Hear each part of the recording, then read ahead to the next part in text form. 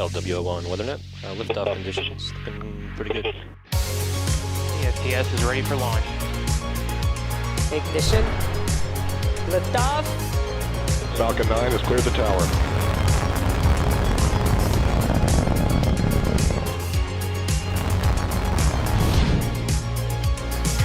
Ten, 9, 8, Side booster ignition. 6, 5, 4, 3, 2, 1.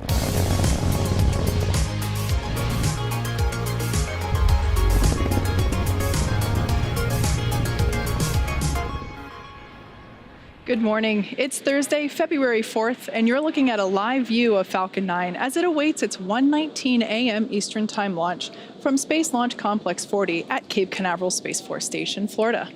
My name is Kate Tice, and I'm a senior certification engineer here at SpaceX, joining you from our headquarters in Hawthorne, California.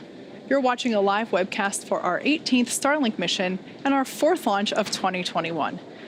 As many of you know, February is Black History Month here in the United States. Since 1976, the United States has designated the month of February as a time to recognize and celebrate the critical roles that Black people have had and continue to have in shaping our shared history. Here at SpaceX, we've encouraged everyone to celebrate, learn, and discuss the ways our industry has benefited from the work of Black Americans, and we encourage you to do the same. Speaking of work, the Starlink team has been hard at work in preparation for today's launch, as well as another Starlink launch that's set for about 24 hours from now at our neighboring launch pad 39A. As many of you know, Starlink is a constellation of satellites that can provide high-speed, low-latency internet all over the globe, particularly in remote or rural areas where connectivity is limited or completely unavailable. Over time, we continue to expand our coverage area as we launch more satellites. If you're interested in knowing if Starlink is available in your area, you can check that out by visiting starlink.com.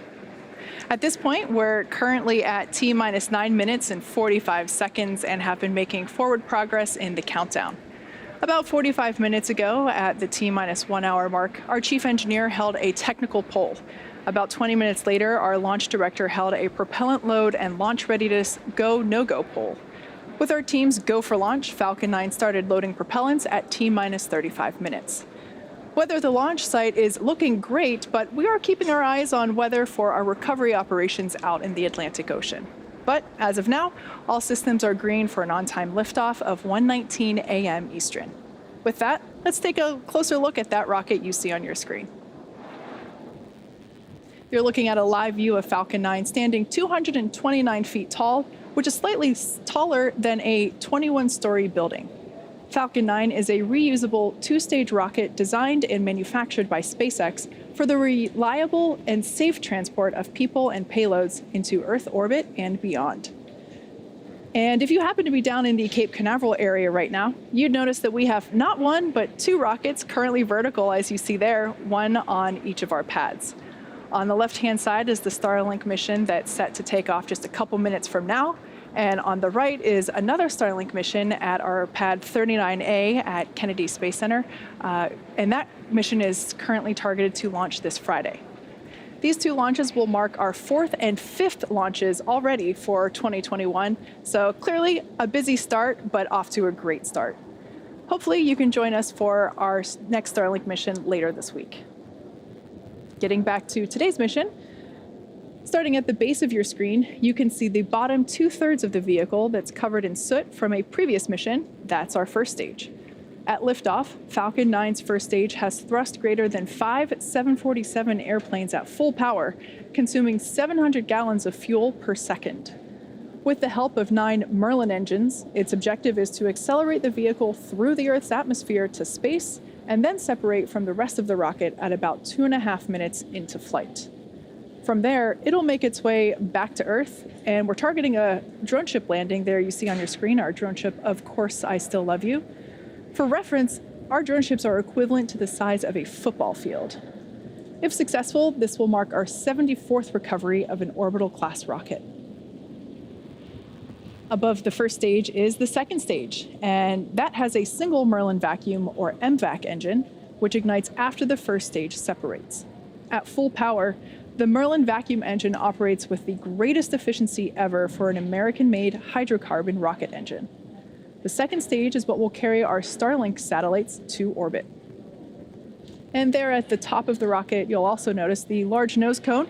That is the satellite fairing. The fairing houses the Starlink satellites and protects them until the vehicle is outside the Earth's atmosphere, at which point the fairing separates to expose the satellites to space. Today, we are using a flight-proven fairing. Each half has flown once before, and we will be attempting to recover each of them again by retrieving them from the water using our vessels that you see there on screen, Ms. Chief and Ms. Tree. And lastly, the large truss structure that you see there next to the rocket is the Transporter Erector, or TE. We use it to roll the rocket out to the pad and raise it to its vertical launch position. The TE also routes the vehicle's fluids, power, and telemetry umbilicals from the ground systems to the rocket and satellites until F9 goes on internal power and clears the pad. At liftoff, it will retract in order to clear the way for Falcon 9's ascent. In a rare occurrence for tricky Florida weather around the Space Coast, tonight our probability of violating launch commit criteria is 1% or less. But like I said, we are keeping our eye on the weather out in the Atlantic Ocean for our recovering operations. With that, the vehicle, satellites, the weather, and the range are all looking good for an on-time liftoff just a few minutes from now.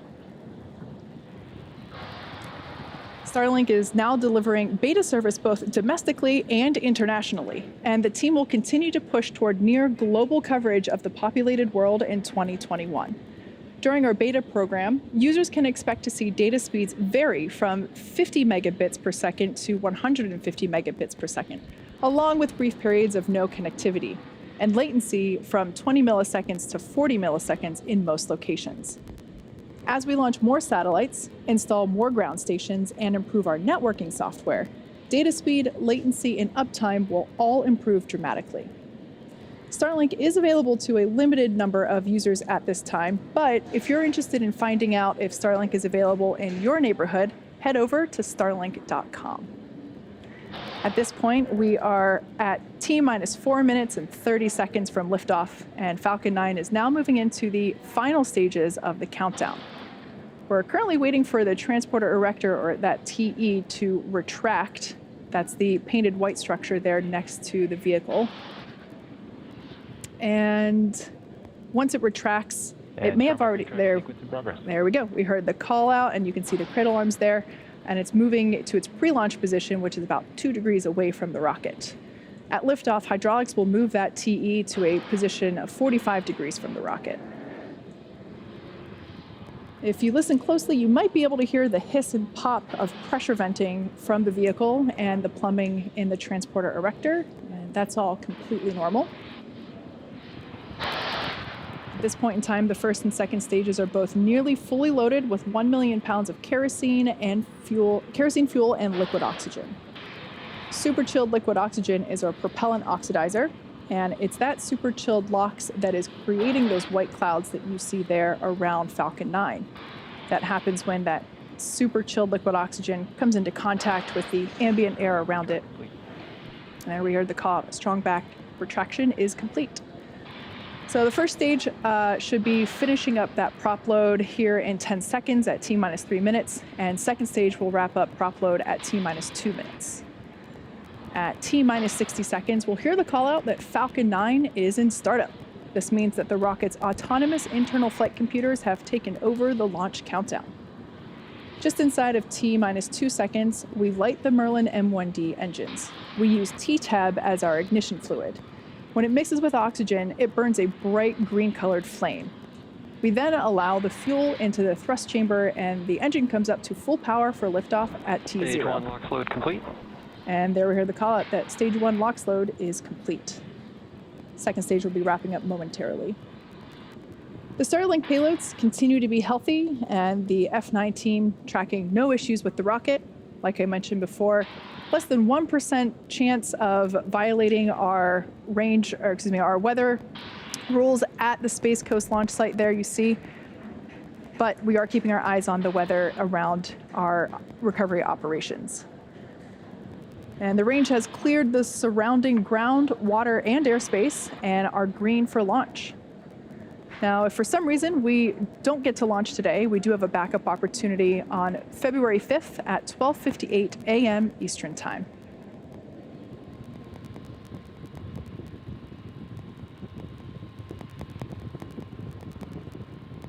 Like I mentioned, both the first and second stages are now fully loaded with propellant. The white cloud that you see venting there is just... Stage 2 LOX load complete. Oh, there we heard the final confirmation for that stage 2 LOX load. And the white cloud there is just the leftover liquid oxygen in the load lines there in the transporter erector, vaporizing as they come into contact with the ambient air. In just a few seconds, Falcon 9 will be in startup, and the first and second stages will begin to pressurize for launch.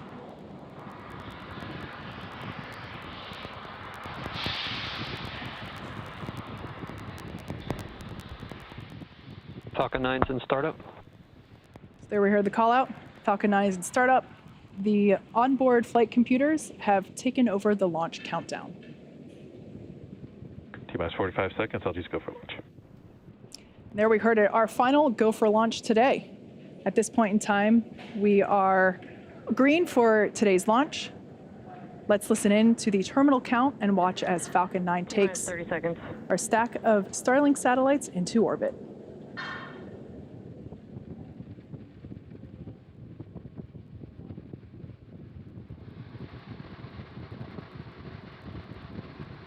T-minus 15 seconds. 10, 9, 8, 7, 6, 5, 4, 3, 2, 1, 0. Ignition. And liftoff.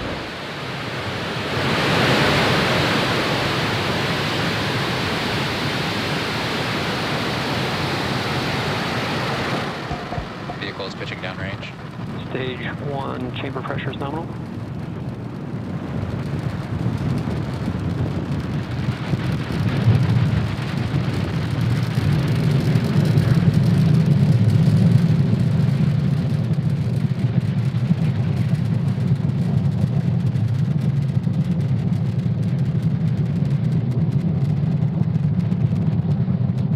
There we see Falcon 9 has successfully lifted off from Cape Canaveral Space Force Station, carrying our stack of Starlink satellites into orbit.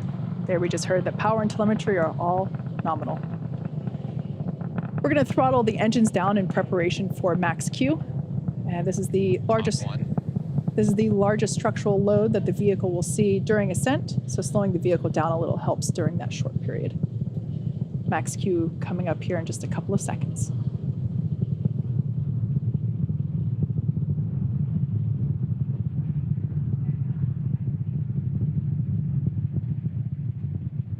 Max Q. There we heard the call out for max Q. Now, in about a minute, the next three events will be happening back to back. First, we have main engine cutoff, or MECO, and that's where all 9 of the M1D engines that are currently firing will shut down. And this will help slow the vehicle down in preparation for stage separation, which is event number 2. Stage 1 is following a nominal trajectory. And as the name suggests, stage sep is where the first and second stages will separate from each other. And the first stage will start to make its way back down to Earth for landing on our drone ship, while second stage continues its journey with the third event, SES-1, or second engine start 1. This is where the MVAC engine will light up and begin to propel the second stage along with those Starlink satellites to orbit. And that main engine cutoff event is taking place in about 10 seconds. Great shot there of the vehicle prior to MECO.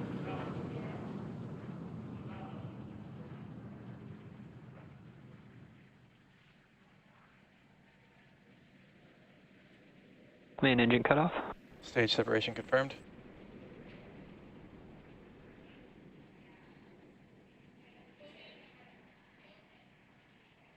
All right, all 3 of those events happening in quick succession prior to MVAC ignition there that you see. Caught a glimpse of, and on the left-hand side of your screen, you can see the Space Coast illuminated by the night lights. That's an awesome shot there as we see the grid fins beginning their deployment. So everything looking great there on second stage. Bearing separation confirmed. We heard the verbal call out, and Both there on your vehicles are screen you can following see. nominal trajectories. All right, great news all around. We had fairing separation. Those we'll be attempting to recover those using our recovery vessels. Then we heard everything looking nominal for both first and second stages. It's dark on the left-hand side of your screen there as the Space Coast night lights fade out of view, but that first stage is going to be coming back down and making a landing. And in order to do so, it'll be executing 2 burns in order to make that drone ship landing. The first burn is the entry burn, where 3 of the M1D engines will reignite. This will help to slow the stage down as it re-enters the upper part of the Earth's atmosphere. The second burn is the landing burn, and that is Acquisition of signal, Bermuda. a single engine burn where we will reignite the center engine, and that will help bring the vehicle speed down rapidly in order to make a soft landing on our drone ship. Of course, I still love you. Everything continues to look great there. Trajectory looking nominal for second stage. Bright white glow coming from that MVAC nozzle.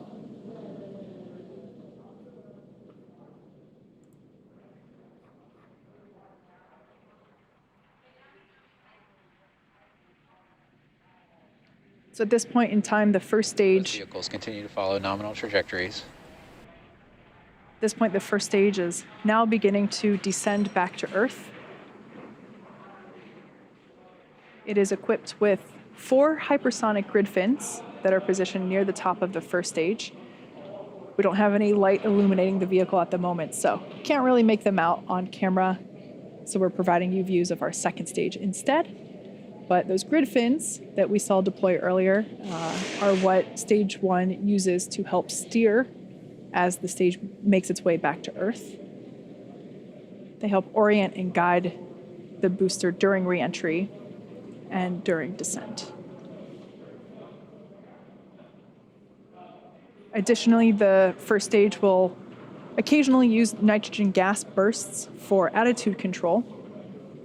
And less visible at night, but certainly during our daytime launches, you can see them as little white puffs near the top of the rocket.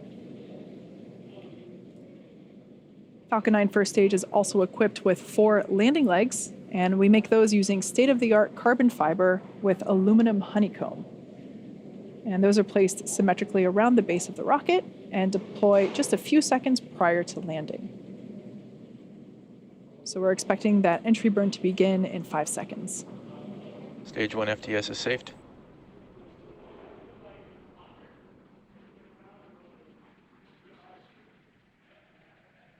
Stage 1 entry burn startup. All right, so this 20-second burn has just begun, and you can see that there on the left-hand side of your screen.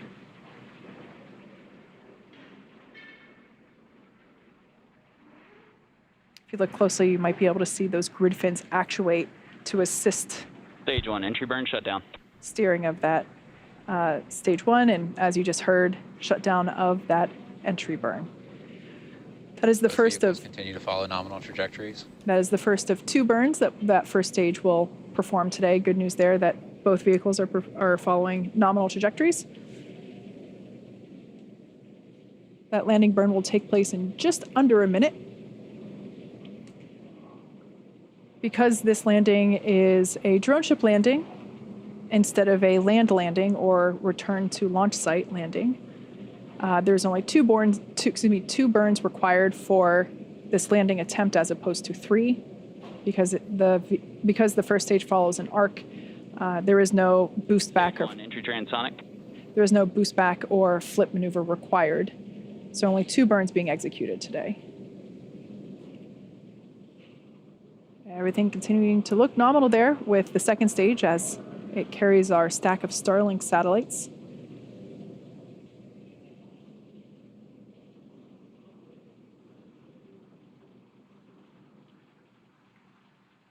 and that landing burn out. There we have a shot of the drone ship holding position in the Atlantic Ocean. Landing burn startup. And there we can see the lights beginning to illuminate the platform and the waters around.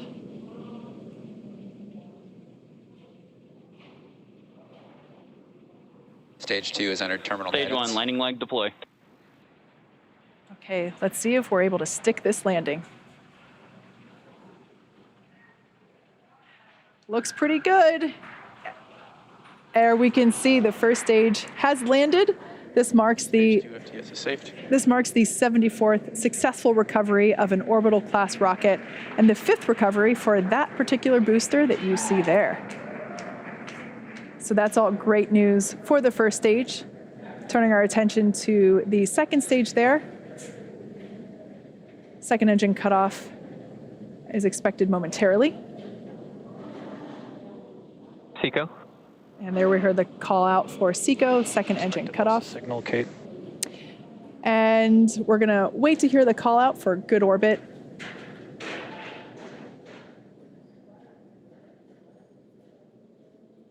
Nominal parking orbit insertion. Okay, there we just heard we got a good orbit there for second stage. It's gonna coast for a little bit in this orbit, actually for the next 35 minutes or so. While that happens, take a look at this animation showcasing where we are in the coast phase. We'll see you back here at T plus 45 minutes for a second stage relight.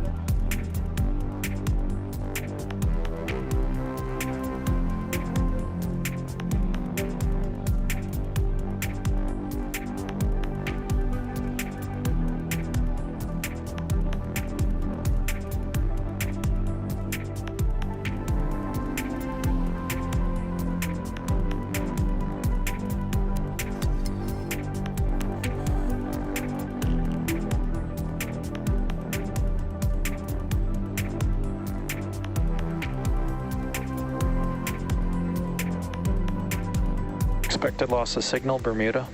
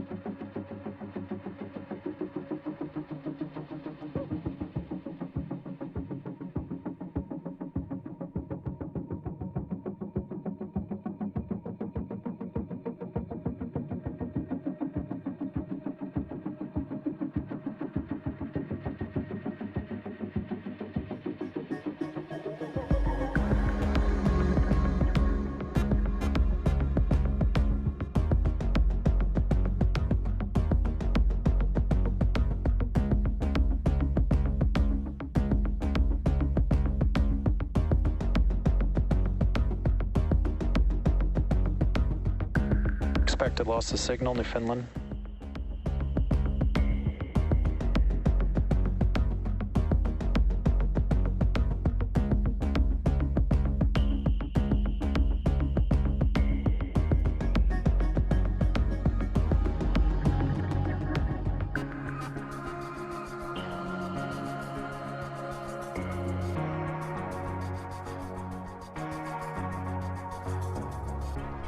Acquisition of signal, Goonhilly.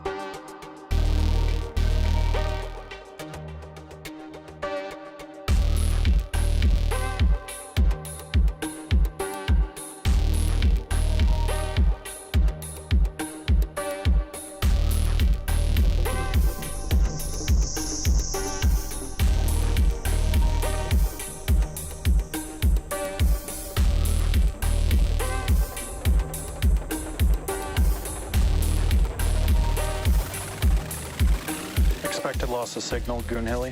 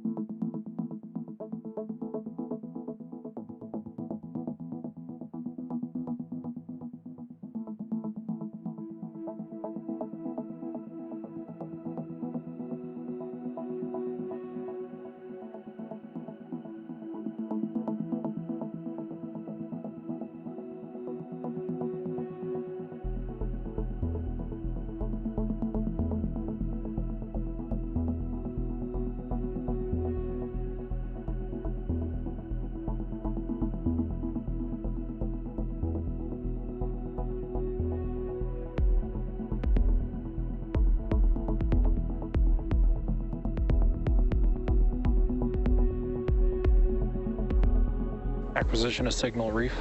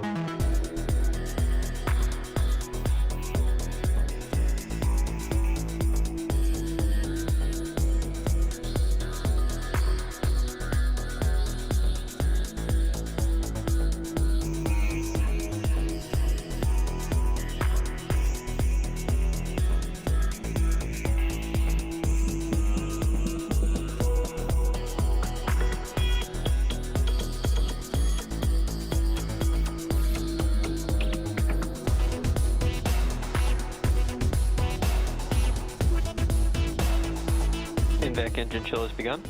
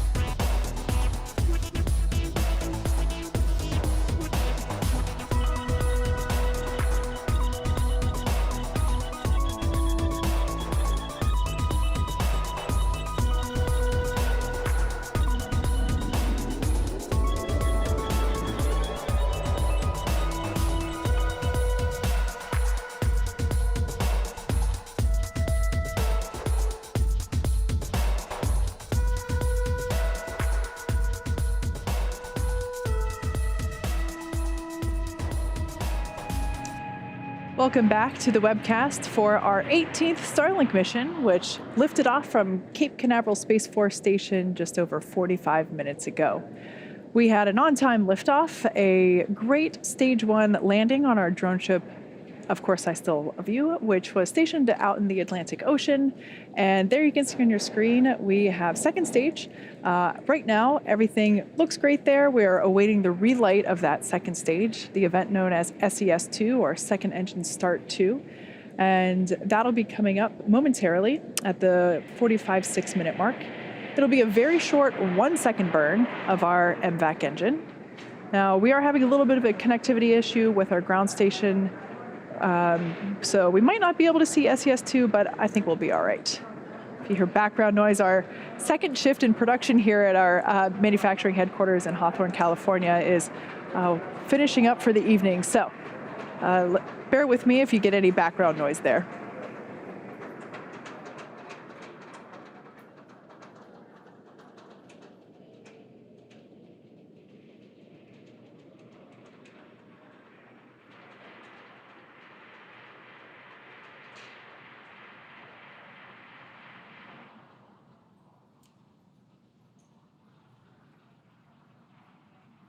If you're just joining us, we are coming up to Second Engine Start 2, or SES2, the second and final burn for our MVAC engine this morning.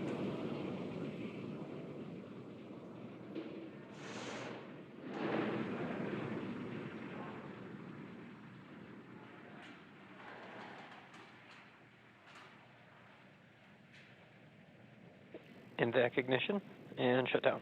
All right, like I said, that was just a quick 1-second burn, and we're gonna hang out here for a moment until we hear confirmation that we're in a good orbit.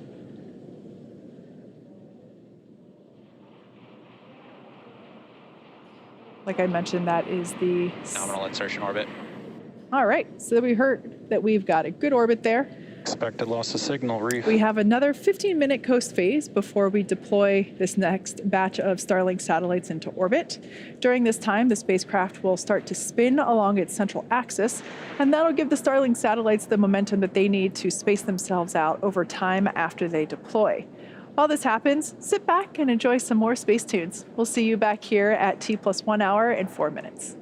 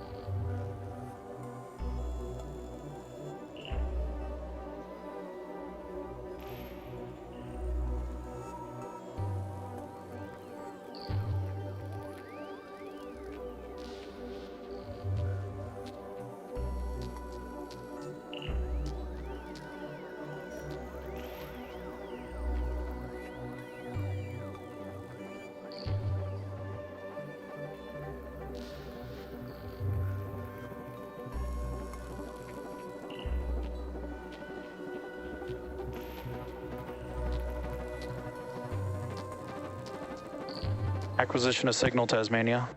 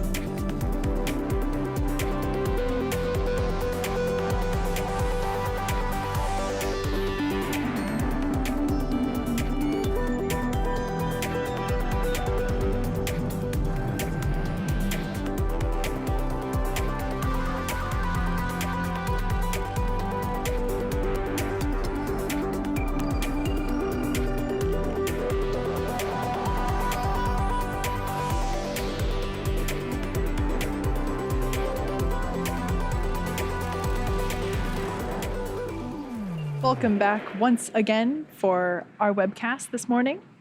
We had an on-time liftoff from Space Launch Complex 40 and first stage landing on our drone ship. At this point, second stage has completed its 2 MVAC burns, and we're now coming up on deployment of our Starlink satellites. That should be happening here just momentarily.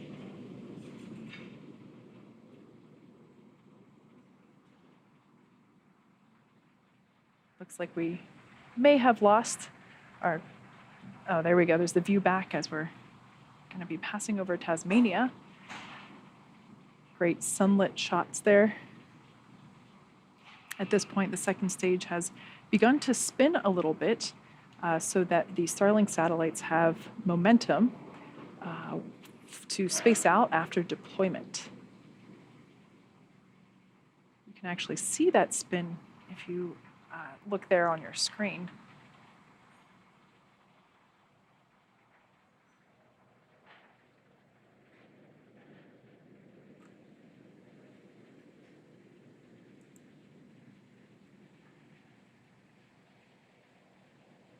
I'm hearing we might lose that ground station signal Payload separation confirmed. prior to deployment. Oh, but there we heard the call out, and we can see it on the screen. We've got deployment of this batch of Starlink satellites.